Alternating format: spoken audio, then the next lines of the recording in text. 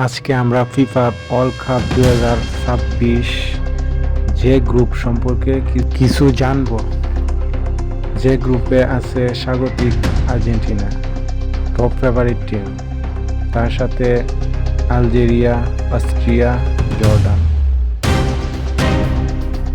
আলজেরিয়ার FIFA ranking 35, খুব ভালো দল। এবং অস্ট্রিয়ার ফিফা র্যাঙ্কিং 34, এই দলটিও খুব ভালো। তারপর আছে জর্ডানের র্যাঙ্কিং 66। তাদের র্যাঙ্কিং 66 হলে তাদেরকে ছোট করে দেখা যাবে না, কারণ তারা বাছাই পর্বে কোয়ালিফাই হয়ে বিশ্বকাপে খেলতে এসেছে। তোমরা কে কোন দল সাপোর্ট করে অবশ্যই কমেন্টে জানাবা। নেক্সট ভিডিওতে কোন গ্রুপ সম্পর্কে জানতে চাও কমেন্টে জানাবা।